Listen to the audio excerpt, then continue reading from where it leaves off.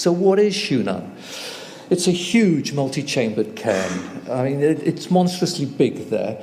You're seeing it from a distance from the car park, but compare it to Stonehenge, it's 4 times the diameter and twice as high. So if I put Stonehenge next to it, as you would see at this distance, this is a sort of mother of all stone piles. It's enormous. So come and have a closer look at it.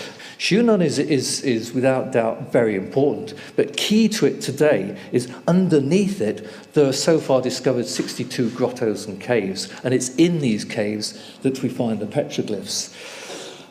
You won't find a great deal about this on the internet or in books, because very little of it has come into English-speaking Western literature.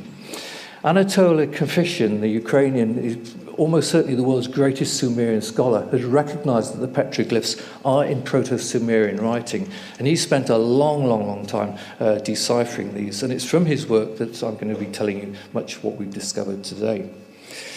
There was initial doubt that these petroglyphs could actually be Paleolithic, but I think the mammoth there says it all.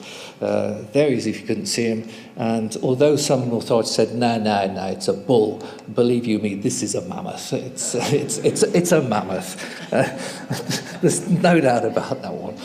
There's evidence here that you're looking at the earliest archive of writing in the world, and I stress, this is 22,000 BC.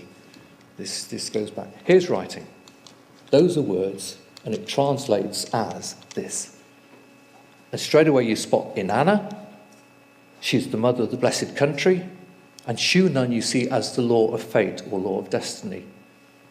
Now many of you will think, Inanna, she's from Sumer. Yeah, 3000 BC, we've got her here in Aratta in Ukraine, 22,000, along with other Sumerian deities, Gatamdug, Nindar, Utu, Enlil, Anu. They're here in Ukraine long before they appear in Sumer. Here's another example of a petroglyph. I'm 2 meters tall. This thing's 2.5 meters wide.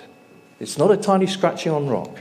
It's very clear and very deliberate. You've got 7 sentences here in Proto-Sumerian script, and I'll just take those little words, which translate as this, and put that into English. It talks of the Anunnaki have no equal to themselves. Now, I was gobsmacked when I saw this.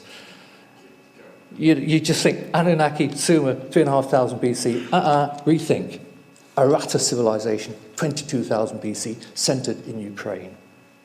I find this fascinating. The whole of that panel translates, well, not all of it, I've summarized it a bit, but 54 wise men were secretly killed according to the hand law of fate, ordainments from poured water, and the sun god Utu. At the water court of Mish, Lama, high priest of Zagan, withdrew souls and bound seed to the great bird. Now, even if we got the words in the wrong order, you can see here we're talking about rulers and priests, legal structures, divination by pouring water, capital punishment, concepts of souls and the afterlife, and the Sumerian gods, rename them,